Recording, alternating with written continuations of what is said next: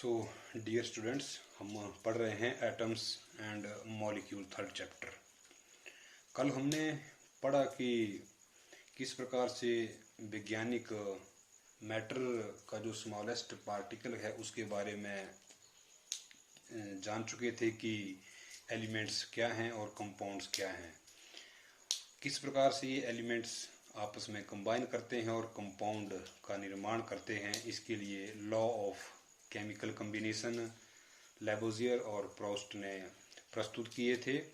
First law था law of conservation of mass, मतलब कि किसी भी रासायनिक अभिक्रिया के दौरान ना तो मास का द्रव्यमान का क्रिएशन होती है और ना ही हम मास को डिस्ट्रॉय कर सकते हैं।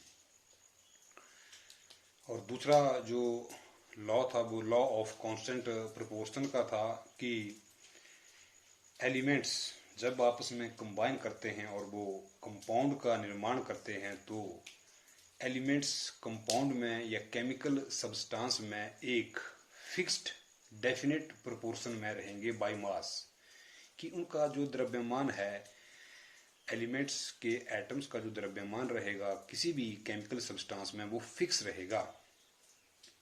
इन दो लॉ के बाद इनकी एक्सप्लेनेशन, इनको वेरीफाई करना, इनको फुल प्रूफ एक किस्म से करने का अब चुनौती वैज्ञानिक के सामने थी। तो इस कड़ी में जॉन डाल्टन नाम के साइंटिस्ट ने एक एटॉमिक थ्योरी दी, परमाणु सिद्धांत दिया, और उस एटॉमिक थ्योरी ने लगभग लॉ ऑफ केमिकल कॉम्बिनेशन को अच्छे तरीके से एक्सप्लेन किया।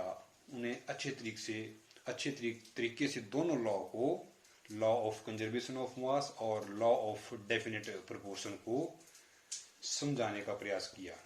तो इस थ्योरी के जो मेन पोस्टुलेट्स हैं वो इस प्रकार से हैं कि पहला जो उन्होंने पोस्टुलेट्स दिया कि all matter is made of very टिनी particles. कोई भी सभी पदार्थ, मैटर, कोई भी मैटर है ये बना होता है किससे? स्मॉल वेरी टिनी पार्टिकल्स, जिसे उसने परमाणु नाम दिया, एटम नाम दिया। दूसरा, एटम इनडिविजिबल, परमाणु अविभाज्य, परमाणु को अब हम नहीं तोड़ सकते हैं। कि जो स्मॉलेस्ट यूनिट है मैटर की वो परमाणु है, वो इनडिविजिबल है, अविभाज्य है। And atom can not be created और destroyed in during chemical reactions. परमाणु अविभाज्य है और इसे हम किसी भी रासायनिक अभिक्रिया के दौरान इसको उत्पन्न नहीं कर सकते हैं और ना ही इसे हम विनाश कर सकते हैं। ये जो दूसरा इसका पोस्टुलेट्स है ये law of conservation of mass को भी वेरीफाई करता है। देखिए, हमने एक्टिविटी 3.1 में पढ़ा था कि 5 मिलीलीटर बेरियम क्लोराइड और 5 मिलीलीटर सोडियम सल्फेट सोल्यूशन लिए थे, कलरलेस थे दोनों। तो इन दोनों को हमने मिक्स किया और हीट दी तो नए पदार्थ का निर्माण हो गया। नया पदार्थ बना बेरियम सल्फेट, वाइट कलर के प्रेसिपिटेट, दही की तरह प्रेसिपिटेट, ना वो लिक्विड थे ना वो सॉलिड थे, प्रेसिपिटेट जस्ट लाइक कर्ड, दही की तरह वाइट प्रेसिपिटेट हमारे पास प्रोडक्ट के रूप में उत्पन्न हुए और साथ में NaCl बना, साल्ट बना। तो देखिए, दो पदार्थ आपस में मिलते हैं और दो पदार्थों का निर्माण कर रहे हैं।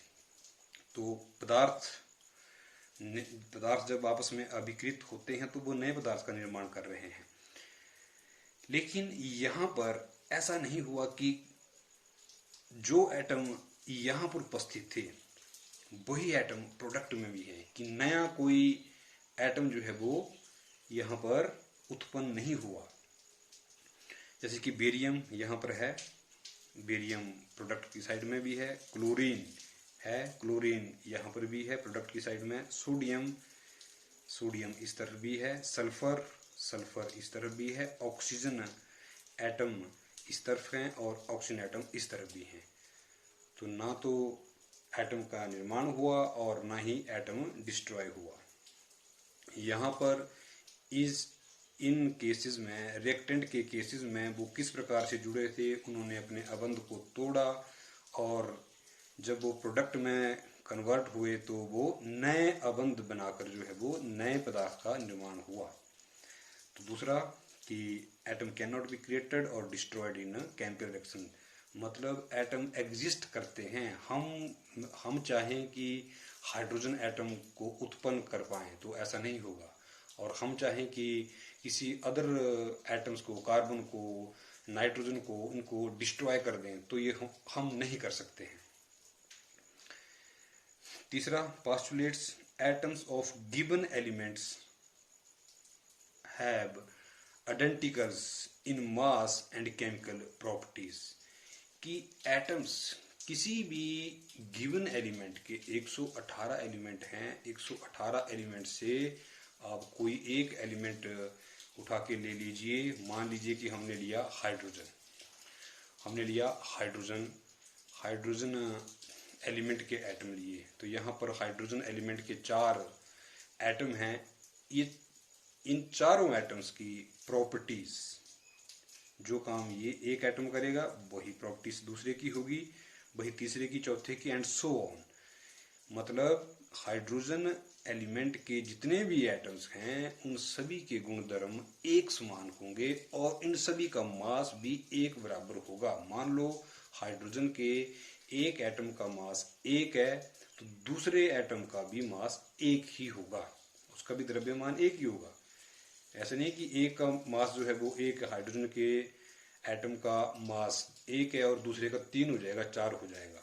Means atoms of given element are identical in mass and chemical properties. जैसे कि कार्बन है, कार्बन के 4 एटम हैं, इन सभी की चारों की प्रॉपर्टीज एक समान है।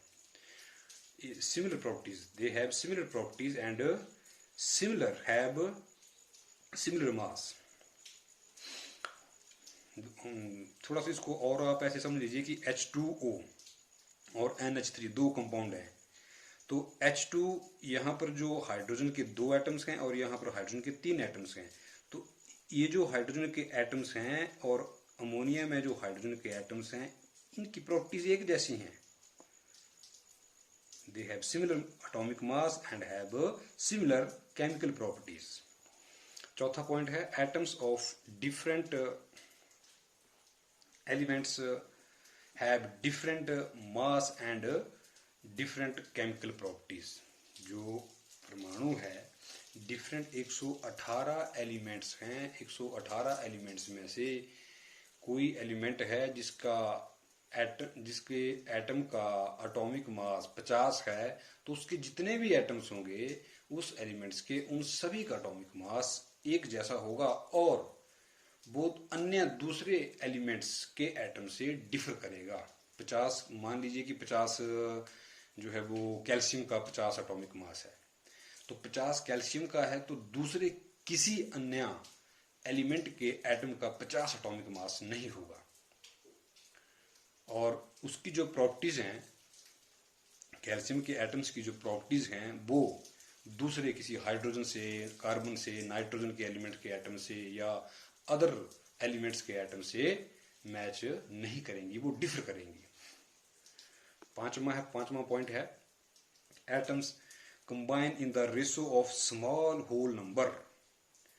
एटम जब भी कंबाइन करते हैं तो वो कंपाउंड बनाते हैं, और जब कंपाउंड वो बनाते हैं तो उनकी जो रेशो होती है वो स्मॉल होल नंबर होती है। स्मॉल होल नंबर मतलब कि जैसे H2O है, यहाँ पर वाटर कंपाउंड फॉर्म कर रहे हैं हाइड्रोजन और ऑक्सीजन, तो इनकी जो रेशो है वो स्मॉल होल नंबर में है। 2 हाइड्रोजन के एटम हैं और 1 एटम जो है वो ऑक्सीजन का है। CO2 में 1 कार्बन का एटम है और 2 जो है वो ऑक्सीजन के एटम है। NH3 अमोनिया में 1 नाइट्रोजन का एटम है और 3 जो है वो हाइड्रोजन के एटम है। स्मॉल होल नंबर में जो है वो इस प्रकार से वो आपस में कंबाइन करते हैं। CH4 है, मीथेन, कार्बन 1 है और हाइड्रोजन 4 हैं। ऐसे नहीं है कि CO3/2, CO 0.6 या CO 256 या 250, मतलब स्मॉल होल नंबर में जो है वो एटम्स कंबाइन करते हैं आपस में और कंपाउंड का निर्माण करते हैं। फिफ्थ जो पॉइंट है, relative number and kinds of atoms are constant in a given compound, कि किसी भी कंपाउंड में जो संख्या होगी, नंबर होगा एटम्स का, वो क्या होगा, फिक्स होगा, कांस्टेंट होगा। H2O है तो इसमें फिक्स रहेगा। पानी है, पानी चाहे आप मिनरल वाटर लीजिए, चाहे आइस है, वाटर वेपर्स हैं, या सीवरेज का पानी है, कोई भी वाटर आप कंपाउंड, यदि वाटर कंपाउंड को आप लेते हैं तो वहां पर number of atoms are constant. क्या नंबर रहेंगे? हाइड्रोजन 2 एटम्स हैं और ऑक्सीजन 1 एटम्स का है। और दूसरी बात क्या कही गई कि काइंड्स ऑफ एटम्स, कि काइंड्स ऑफ एटम्स भी कांस्टेंट रहेंगे। ऐसा नहीं है कि आपका जो मिनरल वाटर है, आरओ का जो पानी है, उसमें हाइड्रोजन और ऑक्सीजन एटम है, और जो आपका सीवरेज का वाटर है उसमें ऑक्सीजन की जगह कार्बन एटम आ जाएगा। ऐसा नहीं होगा, कि उनका टाइप, उनका काइंड भी सेम रहेगा और उनकी नंबर भी जो है वो कांस्टेंट रहेंगे। तो ये लॉ जो है वो लॉ ऑफ डेफिनेट प्रोपोर्शन को भी वेरीफाई करता है। तो ये 6 पोस्टुलेट्स जो हैं वो जॉन डाल्टन ने दिए थे, और ये लॉ ऑफ केमिकल कॉम्बिनेशन को एक्सप्लेन करने में काफ़ी हद तक सक्सेसफुल रहे थे जॉन डाल्टन। तो इस थ्योरी को आप, ये पोस्टुलेट्स लिख लेंगे, बुक्स में भी दिए गए हैं, और इनको रट्टा नहीं मारेंगे, इनको समझेंगे। देखो एक बार फिर से हम रिवाइज कर लेते हैं कि पहली बात क्या कही डाल्टन ने, कि पदार्थ, मैटर किससे बना हुआ है? एटम से। पदार्थ किससे बना हुआ है? छोटे छोटे टिनी पार्टिकल्स, एटम से मैटर का निर्माण हुआ है। और दूसरी बात क्या कही कि मैटर अविभाज्य है, और इसे हम ना, इसका एटम को हम अपनी इच्छा से प्रकट कर सकते हैं, ना ही अपनी इच्छा से इसको गायब कर सकते हैं। ऐसा नहीं होगा। हम इसे ना तो क्रिएट कर सकते हैं, ना इसे डिस्ट्रॉय कर सकते हैं। तीसरा बड़ा इजी है कि किसी भी एलिमेंट्स में जो एटम्स रहेंगे उनके गुणधर्म एक समान रहेंगे, और उनका द्रव्यमान, मास जो है वो भी एक समान ही होगा। पॉइंट का भी फर्क नहीं होगा।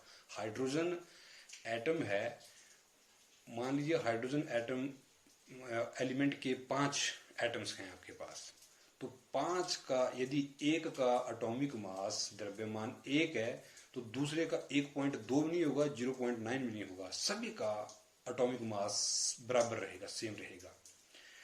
थर्ड जो पोस्टुलेट्स, फोर्थ जो पोस्टुलेट्स बताया कि वो एटम्स जो होते हैं वो क्या करते हैं? एटम्स ऑफ डिफरेंट एलिमेंट्स, अलग अलग तत्व के परमाणुओं का द्रव्यमान अलग अलग होगा, और उनकी केमिकल प्रॉपर्टीज भी एक दूसरे से डिफर करेंगी। हाइड्रोजन एलिमेंट के एटम्स किसी अन्य 117 जो अदर एलिमेंट्स के एटम्स हैं उनके समान ना तो हाइड्रोजन के एटम का द्रव्यमान होगा, और ना ही उनके समान हाइड्रोजन एलिमेंट के एटम की प्रॉपर्टीज होंगी। सभी की अपनी अपनी अलग अलग प्रॉपर्टीज रहेंगी, सभी एलिमेंट्स के एटम्स की अपनी अपनी। फिफ्थ, स्मॉल होल नंबर में ये कंबाइन करते हैं, ना ही फ्रैक्शन में होते हैं, ना ही जो होल नंबर है वो लार्ज होगा, काफी बड़ा नहीं होगा। और छठा है कि जो नंबर हैं कंपाउंड में एटम्स के वो फिक्स रहेंगे। H2O में 2 हाइड्रोजन एटम है, फिक्स है, 2 ही रहेंगे। ऑक्सीजन 1 है तो 1 ही रहेगी। CO2 कार्बन डाइऑक्साइड में कार्बन 1 एटम है, वो कांस्टेंट रहेगा, चाहे कार्बन डाइऑक्साइड किस प्रकार से भी उत्पन्न हो। पेज को जलाने से, या लकड़ी को जलाने से, पेट्रोल को जलाने से, डीजल को जलाने से कार्बन डाइऑक्साइड किस प्रकार भी उत्पन्न हो रही है, वहां पर जो CO2 में कार्बन का नंबर है वो 1 ही रहेगा, ऑक्सीजन का नंबर जो है वो 2 ही रहेगा, कांस्टेंट रहेंगे। साथ में काइंड, जो एटम्स का प्रकार है वो भी एक समान रहेगी। ऐसा नहीं कि लकड़ी को जलाया तो CO2 उत्पन्न हुआ और पेज को आप जला रहे हैं, कागज को आप जला रहे हैं, तो CO2 की जगह HO2 आ जाएगा, ऐसा नहीं होगा। तो 6 पोस्टुलेट जो है वो आप कर लेंगे।